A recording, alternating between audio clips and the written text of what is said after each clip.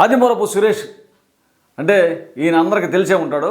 గత ప్రభుత్వంలో జగన్మోహన్ రెడ్డి ప్రభుత్వంలో ఫుల్ టైం 5 సంవత్సరాలు కేబినెట్ మంత్రిగా పనిచేశాడు. కొంతకాలము మున్సిపల్ శాఖ మంత్రిగా, మరి కొంతకాలము విద్యాశాఖ మంత్రిగా పనిచేయడం జరిగింది. ఈయనది ప్రకాశం జిల్లా. ఈయన 3 పర్యాయాలు ఎమ్మెల్యేగా, 1 పర్యాయము జగన్ కేబినెట్లో మంత్రిగా చేయడం జరిగింది.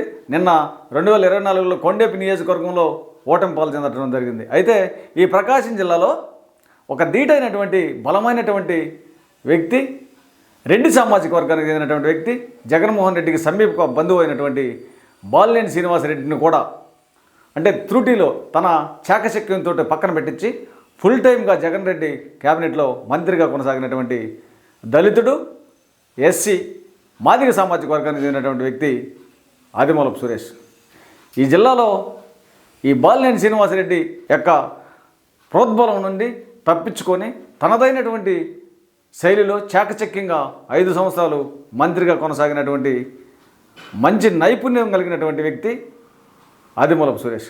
ఈ ఆదిమూలపు సురేష్ వాళ్ళ నాన్న ఆదిమూలపు జార్ఖండ్ శామ్యుయల్ గారు. ఈయన గతంలో ఇక్కడ ఈ యొక్క క్రిస్టియన్ వాళ్ళ దగ్గర పనిచేసి వాళ్ళ దగ్గర క్రిస్టియన్ సంస్థ నుంచి వచ్చినటువంటి కాలేజీలు కోట్ల ఆస్తులను అప్పగించి వారి ఆస్తుల్లో ఈయనకు వచ్చింది కాబట్టి ఈయన క్రిస్టియన్ మతంలోకి వెళ్ళారు కాబట్టి ఈయన బీసీసీ అని చెప్పి మొన్న వీళ్ళ సామాజిక వర్గానికి చెందినటువంటి ఒక అతను ఈ యొక్క ఆదిమూలపు సురేష్ మీద ఇతను ఎస్సీ రిజర్వ్డ్ నియోజకవర్గాల్లో పోటీ చేయడం లేదు, ఈయన ఎస్సీ కాదు, ఈయన బీసీసీకి సంబంధించినటువంటి వ్యక్తి అని చెప్పి ఎన్నికల అధికారిని, జిల్లా కలెక్టర్ గారిని, లేకపోతే కోర్టును అనేక పర్యాయాలు ఆశ్రయించి ఇతని మీద వేయటం జరిగింది. ఇది సర్దుమరిగింది.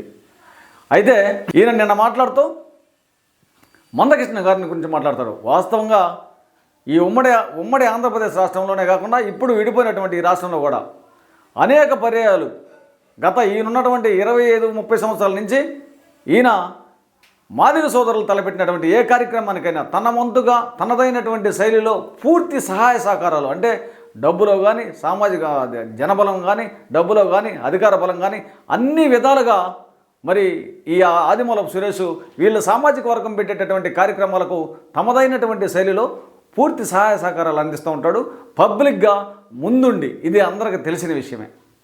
మరి ఈయన భయపడ్డ, ఎందుకంటే నేను ఒక నియోజకవర్గంలో పార్టిసిపేట్ చేస్తున్నాను ఒక పార్టీ తరపున, ఇక్కడ మాలలు నాకు యాంటీ అవుతారే, మాదిగులు తరపున నేను కార్యక్రమాలు చేస్తున్నానని చెప్పి అనుకోడు. ఎలాంటి భయం లేదు ఈయనకి. అయితే నిన్న మందకృష్ణ గురించి మాట్లాడుతూ, మందకృష్ణ నువ్వు మా జగన్మోహన్ రెడ్డిని అవాక్కులు చవాక్కులుగా మాట్లాడుతున్నావు, అట్లా మాట్లాడగాక, ఎందుకంటే గౌరవ సుప్రీంకోర్టు ఇచ్చినటువంటి తీర్పును అనుసరించి నీకు చేతనైతే నువ్వు ఎన్డీఏ కూటమి ప్రభుత్వము, ఆ కేంద్రంలో ఈ రాష్ట్రంలో వచ్చేటట్టుకి కూటమి ప్రభుత్వం రెండు నీకు అనుకూలంగా ఉన్నాయి కాబట్టి వర్గీకరణను అమలు జరిగే విధంగా ఒక జీవోను చట్టాన్ని ఏర్పాటు చేసి కేంద్ర ప్రభుత్వాలు, రాష్ట్ర ప్రభుత్వంలో ఉన్నటువంటి ఉద్యోగాలు గ్రూప్ 1, గ్రూప్ 2, గ్రూప్ 3, గ్రూప్ 4 అన్ని శాఖల్లో ఉద్యోగాల్లో మన సామాజిక వర్గానికి ఉద్యోగాలు వర్గీకరణ చేసిన తర్వాత వచ్చేటటువంటి ఉద్యోగాలన్నీ వెలుసుబాటు కల్పించు తమదైనటువంటి శైలిలో నీకు చేత అయితే అని. అంటే పాము సావకుండా కర్ర ఇరగకుండా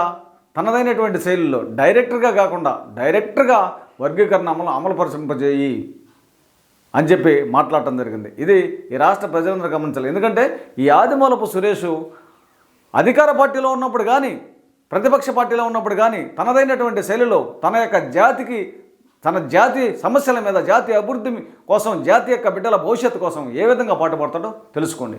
కాబట్టి ఈ ఆదిమూలపు సురేష్ ఏ విధంగా జాతి కోసం ప్రాధేయపడుతున్నాడో ఆయన్ని చూసి ఈ రాజకీయ పార్టీల్లో ఉన్నటువంటి మాలల్లారా సిగ్గు తెలుసుకోండి అని చెప్పి ఆంధ్రప్రదేశ్ రాష్ట్ర మాల మహానాడు తరపున ఈ రాష్ట్రంలో ఉన్నటువంటి రాజకీయ పార్టీలో ఉన్నటువంటి నా మాల సోదరులందరికీ తెలియజేస్తున్నాను.